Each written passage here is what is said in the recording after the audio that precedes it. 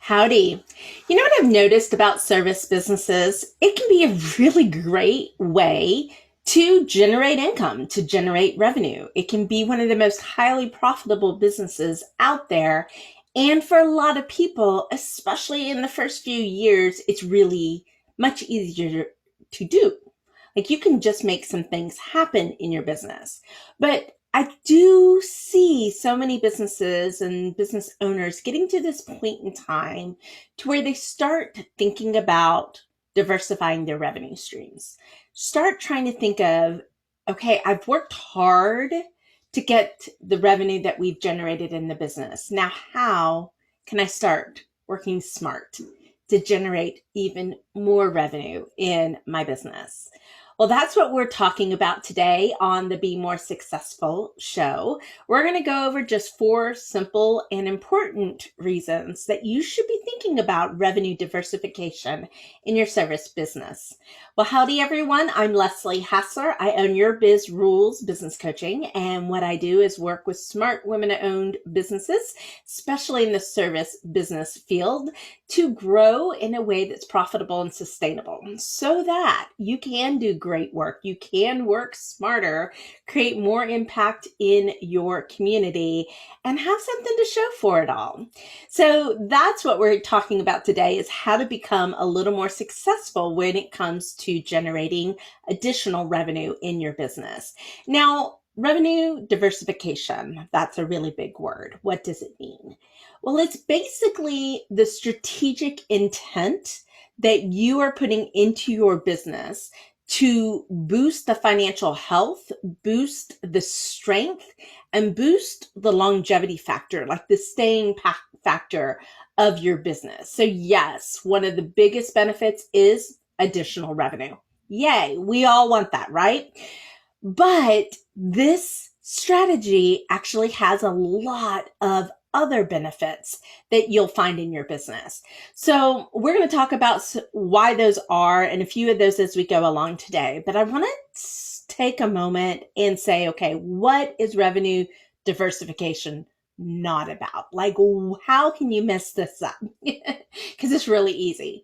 The first thing is, if you are having a hard time predictably and reliably bringing in new clients in your business, this is not going to help that. What you have is probably a marketing, a sales, or a service market fit problem. And that's how you need to solve that guy.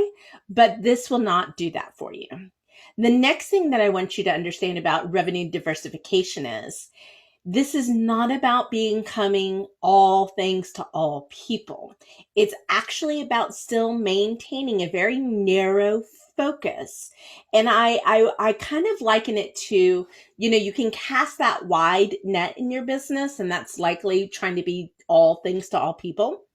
Or we can just say, here's my stake in the road. Here's who I am. But this little circle outside of me that's naturally here, I'm going to capture some of that as well. That's a little bit more of what revenue diversification is as well. And the last thing that I will say that this is not meant to do is, I don't want you to turn into a laundry list or a grocery list, if you think about it. So have you ever heard somebody explain what it is that they do? And by the third and or fourth and, you've forgotten what everything else that they've said. Like your brain has flushed. It cannot hold all the things that they're listing out for you that they take care of. Well, that's that laundry list, that grocery list mentality, and it creates confusion. So I want you to remember that a confused mind does not buy. So we want to maintain clarity in our message and who we serve and the problem that we solve. We're just offering options, like different ways that we can work together in kind of this concept with revenue diversification. So some of the benefits that come along with diversifying your revenue is going to be that you can weather the storms. That's really big for me. I'm looking at the long-term sustainability of my clients and business owners out there in the world, because we believe in empowering the prosperity for every business owner.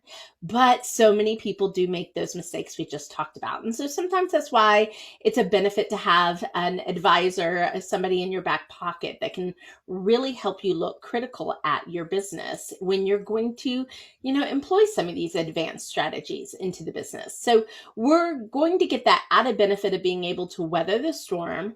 Also, if you've ever even remotely thought that this business would fund your retirement, like your future plan someday would be to sell this business, revenue diversification is extremely important to making that happen. In fact, having gone through valuations with a few of my clients who are, for whatever reason, are going down that path, I will tell you that having an over concentration of all of your revenue in a few clients or a single market dings you. It kills your business valuation.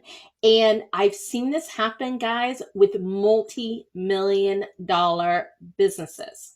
So doing more and having over concentration does not solve the problem at all. It just actually compounds it. So this is another benefit to doing that revenue diversification. If you even remotely think that you're going to be selling your business in the future, then this helps you build a business worth selling. And the last thing is that it's profitable. It's highly profitable. Chances are, because we're going to be leveraging resources and things that you're already doing, that you already have infrastructure for, it's highly profitable. So it's a great way to self-fund that growth and the scalability that you're looking for in your business. So let's get into the 4 quick ways or 4 important reasons why you want to consider revenue diversification. One is that you're going to capture more of what's coming to your table. So in our Thrive and Flourish community, we have a strategy called a yes at any level. And if you think about it, and I'll give you just a really easy example, it could be the base level could be a done for you or DIY, do it yourself type of product. The next one would be a do it with you kind of product where we're partnering together. And then the third is a done for you. So that's the same service, right? Done 3 different ways. We're capturing maybe those people that actually are a great client fit. They resonated with your marketing message, but their budget or their stage of their journey isn't quite ready for your creme de la creme service. So this is a way that you easily could capture all of that additional revenue already at your doorstep. Look, sales and marketing is some of the most important and expensive investments you make in a business. So we want to maximize that return on investment. And this is just one important reason why you might be considering revenue diversification. Our second reason is where, especially like in 2020, right, where we saw so many markets and so many people's business either get slammed or catch on fire, like go like a rocket, take off type of business. Like there's this huge dichotomy. And part of that is that some markets get more impacted by different situations than other markets. And when things are good, there's actually markets that don't do well. And when things are going not so well, there's markets that do really well. So this is the concept. I'll give you this kind of soundbite, if you will. And it's something that's said in the speaking world all the time. Don't change your talk, change your audience. So if you could take what it is that you do and find a different audience who still resonates with your marketing message and your sales process and the solution that you're providing, this is a way to increase your revenue streams. So you're increasing your revenue with a second or parallel service to a different market. Now, I say that it's parallel, and I want you to think of it as parallel because you're going to have to make some tweaks, right? You're going to have to use the language appropriate to the industry or your target audience. And maybe you have your primary target audience really identifies with problem A, although your product solves problem A, B, and C. But maybe your secondary target audience really responds to problem B. So you're just shifting your priority or your focus in your message. Maybe you're tailoring it, but the concept here is that for right now with revenue diversification, I don't want you to build a brand new business. I don't want you to build a brand new service. We're looking for opportunities that can leverage the infrastructure that you currently have in your business. 3. So 3 is this is a really important strategy when you need to activate cash. And when you're really like, if you're like, I need to activate cash because look, we've had some great growth. We've gotten here, but what we're doing isn't really getting the traction anymore. So we need to try something new, or we need to go from here to here in our business. But to make that gap, we need some cash. So the revenue diversification strategy you might think of here is how can you either break apart your service and charge more for the services individually. And let me give you an example here. So in my business a few years ago, if somebody was looking at working together, and we couldn't like it wasn't a clear yes, we weren't sure like is now the right time? Do they have enough of their ducks in the row to make it make sense? So I would offer in those key situations to go in and really take a deep dive in the business. Get to look at a business in a way that only the owner is known to look at the business. And in doing so, I found a lot of opportunity. I could shine a light on a lot of what was working in the business, but also maybe some things that weren't working as well as they could. And these minor little tweaks would just activate cash like crazy in a business. And then the growth path, like the way to make this happen, the easiest way to do it in a profitable and sustainable way, it's like somebody would throw a spotlight on it and I could just see it. Well, that was a service that I actually just wrapped into our everyday service that we did in our one-to-one consulting. Well, I broke it apart. So I actually pulled it out. And that's a standalone service that helps feed the funnel, but also provides a tremendous amount of value. I mean, the businesses that's all I've done for them is a business audit. They are like, oh my gosh, I wish I'd done this 10 years ago. I know so much more about what's happening in my business and what to do next. So that's an opportunity that you might have in your own business where you're serving at such a deep level that you might be over delivering. And you could easily pull a segment of that out to market as its separate service, but it's something that you could now capture the revenue for, maybe develop another revenue stream and still provide amazing value for your clients. So in that situation, you're still leveraging that infrastructure that you already have in place. You're just even serving your clients a little bit deeper.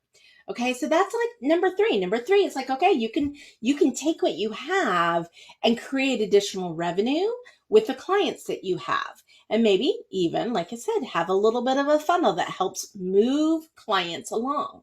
Now, that's one benefit we didn't even talk about is that all of these ways that you can diversify your revenue actually start to extend your client relationship. And in a service-based business, when you do that, that is when you get an economy of scale. Your work becomes more profitable because you don't have to relearn the client. You already know that. So every time that you're able to serve again, and in maybe a slightly different capacity with a client, then you're able to reap more of those benefits. So number 4, like we talked about way early, if you are looking to sell your business, this is a strategic move to be building a business worth selling in the future. Too many times, guys, I get calls from businesses all the time going, we want to sell in a year. And I look at their business, and while they've been successful, their business isn't sellable. And there's a lot of little things you need to check off along the way that you actually can be building into your business if you have this strategic intention. And this is one of those things because it prevents an overconcentration of clients and an overconcentration of markets. So if that's one of your long-term goals, check out this video, go over to the website, get some more ideas on how to bring those things together. If we can help you, we're always ready and willing to do so. But really start working on strengthening your business in a way that can take you somewhere tomorrow. So that's it for today, guys. I hope you're doing well. Let me know your thoughts. What did you think about today's conversation? How can you bring revenue diversification to your business, and what can it do for you? That's it for today, guys. Be sure to check us out next week. And until then, this has been Leslie Hassler with Your Biz Rules Business Coaching.